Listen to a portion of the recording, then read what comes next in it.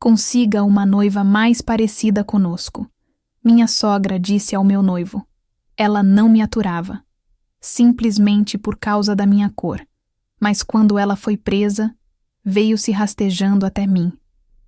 O som das taças brindando e das risadas altas preenchia o salão do restaurante que meu sogro havia reservado para nosso noivado, mas para mim, tudo estava em silêncio. Um silêncio ensurdecedor que começou no exato momento em que as palavras de minha sogra, ditas em um sussurro venenoso para meu noivo, chegaram aos meus ouvidos. Eu tinha me aproximado para lhes oferecer uma taça de espumante, mas parei atrás de uma pilastra quando vi a seriedade em seus rostos. Consiga uma noiva mais parecida conosco, Ricardo. Cada palavra foi como um caco de vidro cravado em meu peito. Parecida com eles. Branca. Era isso que ela queria dizer. A verdade nua e crua que ela sempre se esforçou para esconder por trás de sorrisos falsos e cumprimentos secos. O ar me faltou e senti minhas pernas fraquejarem. O homem que eu amava, o homem com quem eu ia passar o resto da minha vida, estava ali, ouvindo sua própria mãe me rejeitar da forma mais cruel possível, não por quem eu era, mas pela cor da minha pele. O mundo girou, e minha mente me puxou para trás no tempo, para o começo de tudo, quando a vida era mais simples e o amor parecia ser a única coisa que importava. Conheci Ricardo na faculdade. Eu, uma jovem de 20 e poucos anos, focada nos estudos de direito, com a pele da cor do mais puro ébano e um cabelo cacheado que tinha vida própria. Ele, um estudante de engenharia, se destacava na multidão não só pela sua altura, mas pelo cabelo loiro quase branco e os olhos de um azul tão claro que pareciam duas pedras de água marinha. Lembro-me de ter pensado que ele era o homem mais lindo que eu já tinha visto. Ele parecia saído de um filme, um príncipe europeu perdido nos corredores da nossa universidade. Nossa aproximação foi lenta, quase tímida. Começou com trocas de olhares nas aulas que tínhamos em comum, depois um oi no corredor, até que um dia ele me convidou para tomar um café, para me ajudar com uma matéria de cálculo que eu estava quase desistindo. Naquele café, mal falamos de números. Falamos sobre sonhos, medos, sobre nossas famílias e de onde viemos. Descobri que por trás daquela aparência de príncipe, havia um rapaz simples, com um coração gigante e um senso de humor que me fazia chorar de rir. O namoro veio naturalmente. Para mim, apresentar Ricardo à minha família era um passo importante. Minha família é meu tudo. Somos todos negros, orgulhosos de nossas raízes. Meu pai, um homem imponente e de poucas palavras, veio de uma pequena nação na África quando jovem e construiu sua vida aqui com minha mãe, uma mulher de risada contagiante e abraço de urso. Eu tinha um leve receio, não porque achasse que eles o rejeitariam, mas porque ele era o primeiro homem branco que eu trazia para casa. No dia do almoço de apresentação, minha casa estava cheia. Meus pais, tios, primos, todos reunidos. Quando Ricardo entrou, alto, loiro e de olhos azuis, um silêncio curioso se instalou por um segundo. Logo quebrado pela minha tia mais brincalhona que gritou: "Monique, minha filha, que loirinho bonito você arrumou!" A partir daquele momento, o gelo se quebrou. Meu pai, depois de um aperto de mão firme e um olhar que parecia ler a alma de Ricardo, abriu um sorriso e o convidou para sentar ao seu lado. Minha mãe o entupiu com sua famosa feijoada, e meus primos logo o arrastaram para uma partida de baralho. Eles o apelidaram carinhosamente de Loirinho, e ele adorou. Ele não se sentiu um peixe fora d'água. Pelo contrário, ele se sentiu em casa. Naquele dia, vendo o homem que eu amava rindo com as pessoas que eu mais amava, tive a certeza de que era ele. O amor dele era genuíno. Eles não viram a cor da pele dele. Viram apenas o homem bom que fazia sua filha feliz. E eu, ingenuamente, acreditei que com a família dele seria exatamente a mesma coisa. Mal sabia eu o que me esperava. Os anos na faculdade passaram voando. Eu me formei com honras, passei no exame da ordem e comecei a construir minha carreira como advogada. Ricardo também se tornou um engenheiro de sucesso. Nosso amor só se fortaleceu com o tempo e com os desafios da vida adulta. A única peça que faltava no nosso quebra-cabeça era a que eu mais temia: conhecer sua família. Ele sempre adiava, inventava desculpas, dizia que queria que o momento fosse perfeito. Mas eu sabia que havia um nervosismo que ele tentava esconder. Finalmente, o dia chegou. Era um domingo ensolarado quando dirigimos para a casa dos pais dele. Ricardo estava tenso ao volante. Seus dedos batucavam nervosamente. "Amor, relaxa", eu disse, colocando minha mão sobre a dele. "Vai dar tudo certo. Se eles forem metade do que você é, eu vou amá-los." Ele forçou um sorriso. "Eu sei. É que minha mãe, Lúcia, pode ser um pouco reservada. Ela é de outra geração. Tem um jeito mais tradicional de ver as coisas. Não liga se ela parecer um pouco séria no começo, ok?" Aquelas palavras, que deveriam me tranquilizar, só fizeram meu estômago afundar. Jeito tradicional era muitas vezes um código para outra coisa. Chegamos a um bairro nobre, com casas grandes e jardins impecáveis. A casa dele era exatamente como eu imaginei. Imponente, com uma fachada de tijolos claros e janelas enormes. Era o oposto da casa barulhenta e cheia de vida onde eu cresci. Aqui, tudo parecia silencioso e perfeitamente arrumado. O pai de Ricardo, Roberto, abriu a porta antes mesmo de tocarmos a campainha. Ele tinha o mesmo sorriso fácil do filho. "Finalmente, a famosa Monique", ele disse com uma voz calorosa, me dando um abraço surpreendentemente apertado. "Seja muito bem-vinda à nossa casa. Ricardo não para de falar de você." Senti um alívio imediato. Logo atrás dele, suas irmãs, Ana e Beatriz, apareceram. Elas me receberam com uma empolgação contagiante. "Meu Deus, você é ainda mais linda pessoalmente. E seu cabelo é simplesmente maravilhoso", ela completou. "Posso tocar?" Eu ri e assenti. "É tão macio." "E essa pele? Que brilho!" Beatriz acrescentou. "Ricardo, você acertou em cheio." Eu estava flutuando. A recepção tinha sido 1000 vezes melhor do que eu esperava. O pai e as irmãs eram um amor. Eles me olhavam nos olhos, sorriam, me tocavam. Eles me viam. Foi então que ela apareceu, vindo da cozinha, secando as mãos em um pano de prato. Lúcia, minha sogra.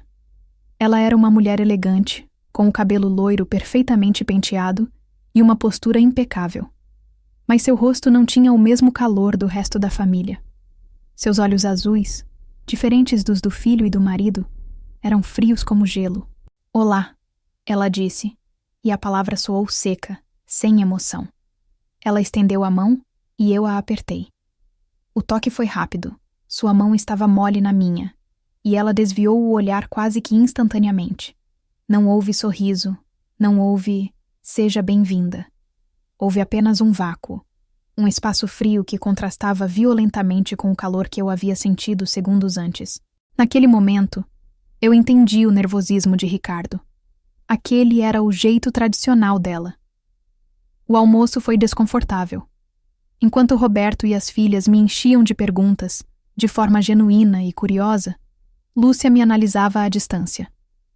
Quando mencionei que meu pai era africano, ela ergueu uma sobrancelha e disse: "Ah, que exótico." A palavra pairou no ar, carregada de um significado que não era elogioso. Parecia que ela estava falando de um animal no zoológico, não de uma pessoa. Durante toda a tarde, ela evitou falar diretamente comigo. Se eu fazia um comentário, ela não respondia. Se eu contava uma história, ela se virava para falar com uma das filhas sobre outro assunto. Era uma exclusão sutil. Ricardo percebeu tudo.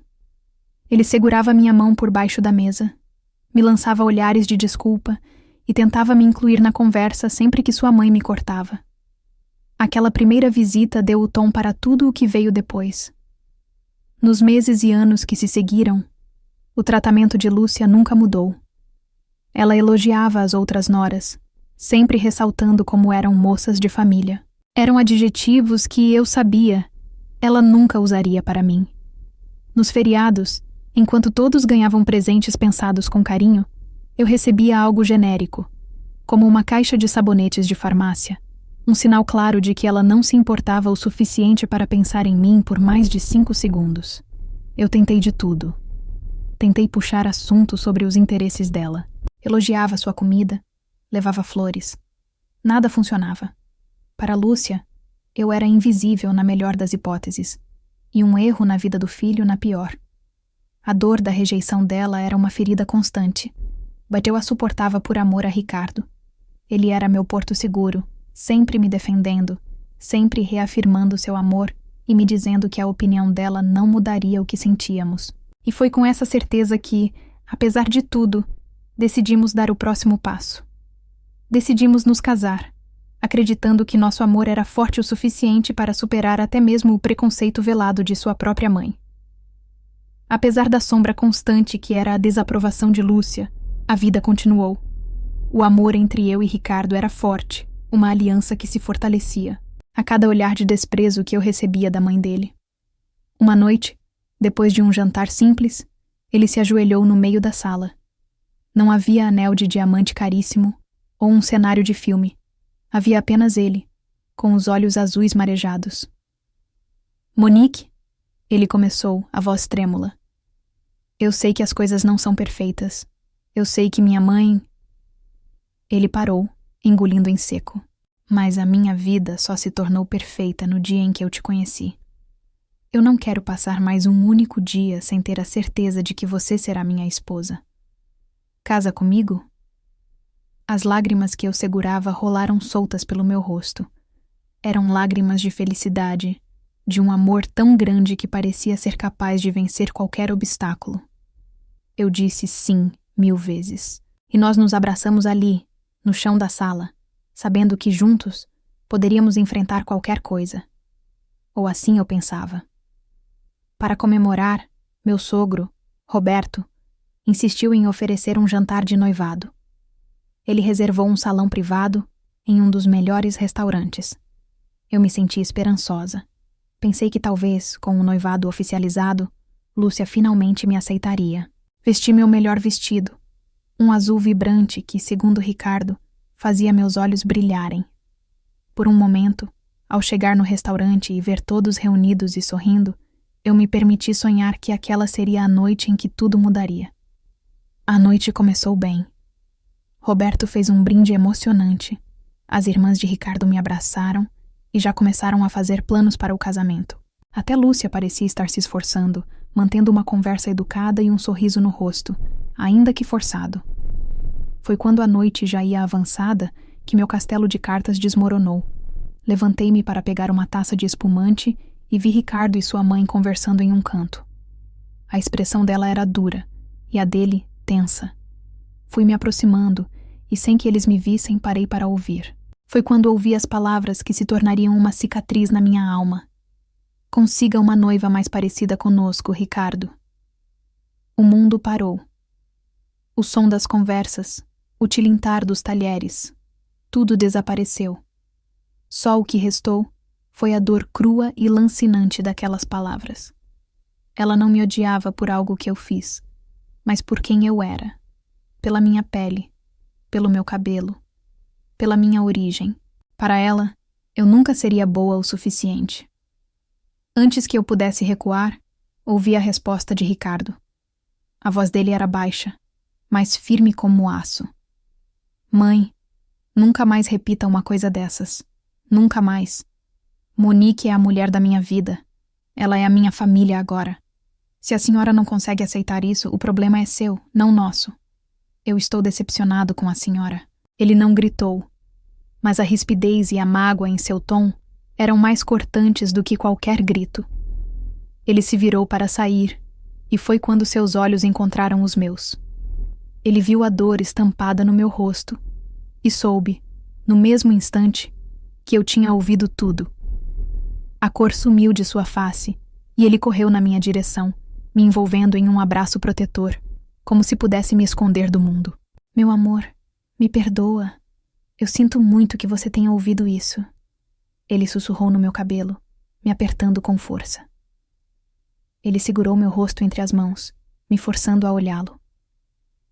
Olha para mim. Nada. Absolutamente nada do que ela diga vai mudar o que eu sinto. Eu te amo mais que tudo. É com você que eu vou me casar. Eu nunca, jamais, vou te abandonar. Eu acreditei nele. Casei com ele alguns meses depois, em uma cerimônia linda. Minha família estava lá em peso, dançando, cantando, celebrando nosso amor com a alegria que lhes era característica. A família dele também estava lá. Roberto me levou ao altar junto com meu pai, um gesto que me emocionou profundamente. As irmãs foram minhas madrinhas. Lúcia também estava lá. Em todas as fotos, ela exibe o mesmo sorriso tenso, os mesmos olhos frios. Ela não derramou uma lágrima, não me deu um abraço. Apenas cumpriu seu papel com uma frieza de dar calafrios. O tempo passou. A vida de casados era maravilhosa. Um ano depois, a maior alegria das nossas vidas aconteceu. Eu estava grávida. Quando contamos a notícia para minha família, foi uma festa. Minha mãe chorou. Meu pai me ergueu no ar como se eu fosse uma menina de novo. Quando contamos para a família de Ricardo, a reação foi parecida. Roberto e as irmãs explodiram em felicidade com a notícia do primeiro neto e sobrinho. Lúcia, no entanto, ficou em silêncio por um longo momento. Então, ela olhou para a minha barriga e disse as palavras que mais uma vez me feriram. Um bebê. Bem, esperamos que tenha saúde. Ela fez uma pausa e concluiu, olhando diretamente para o filho. E que puxe ao pai. O recado era claro. Ela não estava apenas me rejeitando. Agora, ela estava rejeitando meu filho ainda não nascido, torcendo para que ele não carregasse nenhum traço meu. Os meses seguintes da minha gravidez foram uma mistura de alegria e apreensão. A cada chute do meu filho, meu coração se enchia de um amor que eu jamais pensei ser possível, mas a cada encontro de família, a frieza de Lúcia me lembrava da rejeição que esperava por ele. Eu me concentrei no meu trabalho e na preparação para a chegada do bebê, tentando criar uma barreira mental contra a negatividade dela, até que, em uma tarde chuvosa de terça-feira, meu telefone tocou no escritório. Era um número que eu não reconheci. Atendi com minha voz profissional de sempre. Do outro lado da linha, uma voz de mulher, embargada pelo choro e pelo pânico, soava quase irreconhecível. Alô, Monique? É a Lúcia. Meu coração gelou. Em todos esses anos, ela nunca havia me ligado. Pelo amor de Deus, me ajuda, ela soluçou. Eu preciso de uma advogada. Eu bati o carro. Fiquei nervosa, passei num sinal. Tinha uma pessoa atravessando. A pessoa se machucou, está no hospital. A polícia está aqui. Eles estão dizendo que a culpa foi toda minha, que eu vou ser processada. Eles podem me prender, Monique. Um turbilhão de emoções me atingiu. Uma parte de mim, pequena e sombria, sentiu uma pontada de justiça fria. A mulher que me julgou, que me humilhou, que desprezou meu filho, agora estava desesperada, precisando justamente de mim. Eu poderia desligar, poderia dizer que estava ocupada, que não trabalhava com esse tipo de caso. Seria tão fácil. Mas então pensei em Ricardo. Pensei no pânico que ele sentiria ao saber que a mãe dele poderia ser presa. Pensei no meu filho, que, gostasse Lúcia ou não, teria o sangue dela correndo em suas veias. E, finalmente, pensei em mim, na profissional que eu era. Suspirei. Fechei os olhos e tomei minha decisão. Lúcia, se acalme, eu disse, minha voz saindo firme e clara. Não diga mais nada a ninguém. Me diga onde você está. Eu estou a caminho. Corri para a delegacia. Encontrei minha sogra em uma sala pequena, pálida e tremendo dos pés à cabeça. Ela parecia 10 anos mais velha. Pela primeira vez, eu não vi a mulher arrogante e fria. Vi apenas uma pessoa assustada e vulnerável. Assumi o caso. As semanas seguintes foram um inferno. Eu mergulhei no processo com toda a minha energia, mesmo com a gravidez avançada me deixando exausta. Passei noites em claro no escritório, analisando relatórios da polícia, buscando câmeras, entrevistando testemunhas. Lúcia estava completamente dependente de mim. Ela me ligava todos os dias, a voz baixa e submissa. A arrogância tinha desaparecido, substituída por um medo palpável. Durante a investigação, algo não se encaixava. Lúcia jurava que os freios não responderam, mas o laudo inicial da perícia dizia que não havia falha mecânica. Eu não desisti. Pedi uma nova análise do veículo, desta vez com um perito da minha confiança. Foi quando descobrimos. O modelo do carro dela havia sido parte de um recall silencioso do fabricante, meses antes, por uma falha crônica no sistema de freios que não era facilmente detectável em uma inspeção superficial. Lúcia, como muitos proprietários, nunca recebeu a notificação. Aquela era a nossa salvação. No dia da audiência final, apresentei as provas de forma metódica e irrefutável. O relatório do meu perito, o documento do recall, os casos de outros acidentes similares com o mesmo modelo de carro. Provei que a culpa não era de Lúcia, mas sim de uma falha grave do veículo. O juiz concordou. O caso foi arquivado e todas as acusações contra ela foram retiradas. Do lado de fora do tribunal, a chuva fina havia parado. Lúcia me olhou, os olhos cheios de lágrimas. Então, ela desabou.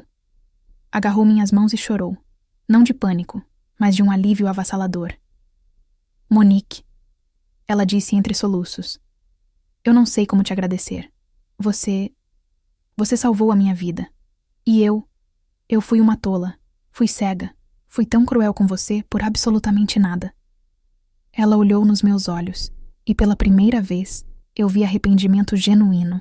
Você tem o coração mais nobre, a alma mais bondosa que eu já conheci. Por favor, me perdoa. Me perdoa, minha filha. Ouvir a palavra filha saindo da boca dela quebrou a última barreira de gelo que existia em mim. Eu não disse nada. Apenas apertei sua mão e assenti, sentindo as lágrimas quentes rolarem pelo meu próprio rosto. Depois daquele dia, tudo mudou. Lúcia se transformou. Ela me ligava para saber como eu estava, me convidava para almoçar, pedia minha opinião sobre as cores do quarto do bebê. A mudança era tão genuína que parecia que a mulher de antes nunca tinha existido. 2 meses depois, meu filho nasceu. Lindo, saudável, com a pele morena e os olhos incrivelmente azuis do pai. Na maternidade, quando Lúcia entrou no quarto, ela parou na porta, hesitante. Ricardo pegou nosso filho do meu colo e o levou até ela. Mãe, conheça seu neto. Lúcia estendeu os braços trêmulos e pegou o bebê. No momento em que olhou para aquele rostinho, que era uma mistura perfeita de nós dois, ela se desmanchou em lágrimas de pura alegria. Ela o aninhou em seus braços e não o largou mais. Ele se tornou o xodó dela, o centro do seu universo. Naquele momento, olhando meu marido ao meu lado e meu filho nos braços da avó que agora o adorava sem reservas, eu entendi. A vida, de uma forma torta e inesperada, tinha lhe ensinado a lição. Ela finalmente percebeu que a cor da pele é apenas a capa de um livro. O que realmente define uma pessoa, o que realmente importa, é a força, a bondade e o amor que estão escritos em suas páginas.